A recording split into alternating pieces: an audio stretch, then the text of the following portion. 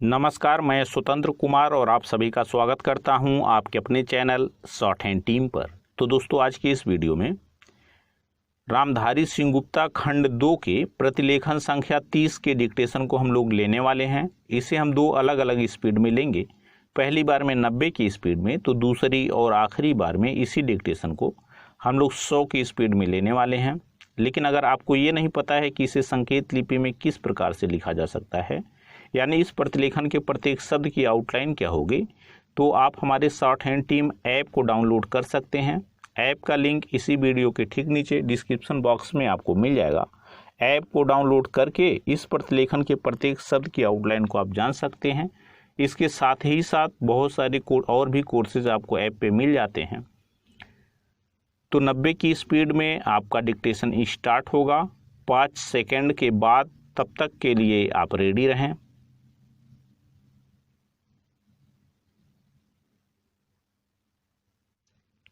Start. अध्यक्ष महोदय, कुछ लोगों का विचार है कि हमारी अपनी भाषा ही ऐसी भाषा हो सकती है जो केवल शिक्षालयों के लिए ही नहीं बल्कि प्रत्येक व्यक्ति के लिए शिक्षा का माध्यम बन सकती है, और जब तक उसको माध्यम बनाने की ओर ध्यान नहीं दिया जाएगा तब तक शिक्षा इन्हें गिने लोगों की ही वस्तु रहेगी और जन समूह के जीवन तक नहीं पहुंच सकेगी। दूसरी विचारधारा यह है कि आज के विज्ञान युग में हम इस देश को यूरोपीय विचारधारा से अलग नहीं रख सकते और न इसका अलग रहना वांछनीय है, और इसलिए कम से कम उच्च शिक्षा अंग्रेजी के माध्यम द्वारा ही दी जानी चाहिए। यदि ऐसा नहीं किया जाएगा तो हम जीवन की दौड़ में और देशों की तुलना में पीछे रह जाएंगे और प्रगति नहीं कर सकेंगे। यह बात केवल शिक्षा के माध्यम के संबंध में ही नहीं बल्कि विचार करके देखा जाए तो बहुत गहरी है और सारी पद्धति के संबंध में है। इससे स्पष्ट हो जाता है कि देश में शिक्षा प्राप्त करने की इच्छा बहुत अधिक है, जो अब शहरों तक ही सीमित न रहकर ग्रामीण जनता में भी दिख रही है। पर उसका एक फल यह भी देखने में आ रहा है कि इतने लोग इन संस्थाओं से उत्तीर्ण होकर अपने को एक प्रकार से बेकार पा रहे हैं। सरकारी नौकरियां अथवा दूसरे प्रकार के काम जो शिक्षित वर्ग को मिल सकते हैं सीमित हैं, और जितने लोग उत्तीर्ण होते हैं उनमें से थोड़े ही लोग उनमें लग सकते हैं या उनमें लगने की योग्यता रखते हैं। अधिकांश विद्यार्थी अब वह काम नहीं कर सकते जो उनके पिता और दूसरे पूर्वज लोग किया करते थे। अंग्रेजी शिक्षा के फल स्वरूप उस काम के प्रति उनकी भावना में परिवर्तन आ गया। परिणाम हुआ कि बेकारी बढ़ी और उसके फल स्वरूप जीवन के प्रति असंतोष और उपेक्षा की भावना को बल मिला। यह इस देश के लिए बहुत भयंकर चीज है।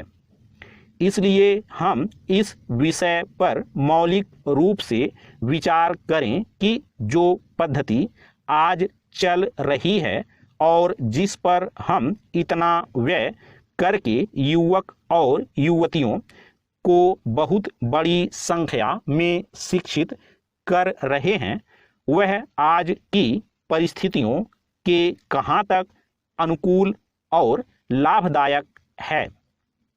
पैरा, महात्मा गांधी ने इस आने वाली परिस्थिति का अनुमान लगाकर यह निश्चय कर लिया था कि यदि इस देश में अमीर और गरीब प्रत्येक भारतवासी के लिए शिक्षा आवश्यक है तो वह इस पद्धति से नहीं दी जा सकेगी, क्योंकि इसमें व्यय इतना है कि यह देश उस भार को नहीं उठा सकेगा।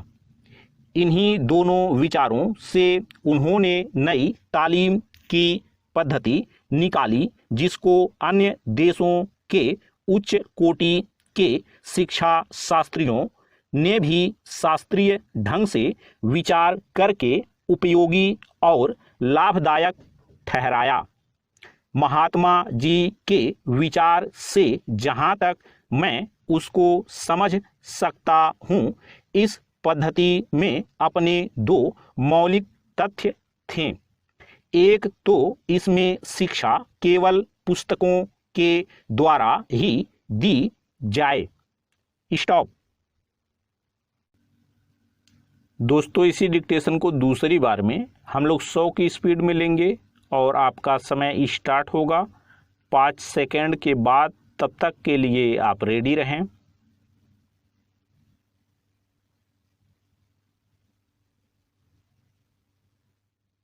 स्टार्ट। अध्यक्ष महोदय, कुछ लोगों का विचार है कि हमारी अपनी भाषा ही ऐसी भाषा हो सकती है जो केवल शिक्षालयों के लिए ही नहीं बल्कि प्रत्येक व्यक्ति के लिए शिक्षा का माध्यम बन सकती है, और जब तक उसको माध्यम बनाने की ओर ध्यान नहीं दिया जाएगा तब तक शिक्षा इन्हें गिने लोगों की ही वस्तु रहेगी और जन समूह के जीवन तक नहीं पहुंच सकेगी। दूसरी विचारधारा यह है कि आज के विज्ञान युग में हम इस देश को यूरोपीय विचारधारा से अलग नहीं रख सकते और न इसका अलग रहना वांछनीय है, और इसलिए कम से कम उच्च शिक्षा अंग्रेजी के माध्यम द्वारा ही दी जानी चाहिए। यदि ऐसा नहीं किया जाएगा तो हम जीवन की दौड़ में और देशों की तुलना में पीछे रह जाएंगे और प्रगति नहीं कर सकेंगे। यह बात केवल शिक्षा के माध्यम के संबंध में ही नहीं बल्कि विचार करके देखा जाए तो बहुत गहरी है और सारी पद्धति के संबंध में है। इससे स्पष्ट हो जाता है कि देश में शिक्षा प्राप्त करने की इच्छा बहुत अधिक है, जो अब शहरों तक ही सीमित न रहकर ग्रामीण जनता में भी दिख रही है। पर उसका एक फल यह भी देखने में आ रहा है कि इतने लोग इन संस्थाओं से उत्तीर्ण होकर अपने को एक प्रकार से बेकार पा रहे हैं। सरकारी नौकरियां अथवा दूसरे प्रकार के काम जो शिक्षित वर्ग को मिल सकते हैं सीमित हैं, और जितने लोग उत्तीर्ण होते हैं उनमें से थोड़े ही लोग उनमें लग सकते हैं या उनमें लगने की योग्यता रखते हैं। अधिकांश विद्यार्थी अब वह काम नहीं कर सकते जो उनके पिता और दूसरे पूर्वज लोग किया करते थे। अंग्रेजी शिक्षा के फलस्वरूप उस काम के प्रति उनकी भावना में परिवर्तन आ गया। परिणाम हुआ कि बेकारी बढ़ी और उसके फलस्वरूप जीवन के प्रति असंतोष और उपेक्षा की भावना को बल मिला। यह इस देश के लिए बहुत भयंकर चीज है।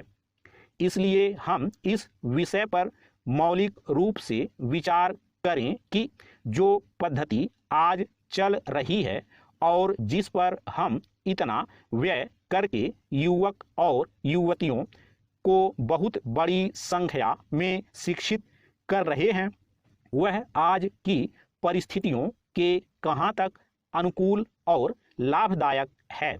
पैरा, महात्मा गांधी ने इस आने वाली परिस्थिति का अनुमान लगाकर यह निश्चय कर लिया था कि यदि इस देश में अमीर और गरीब प्रत्येक भारतवासी के लिए शिक्षा आवश्यक है तो वह इस पद्धति से नहीं दी जा सकेगी, क्योंकि इसमें व्यय इतना है कि यह देश उस भार को नहीं उठा सकेगा।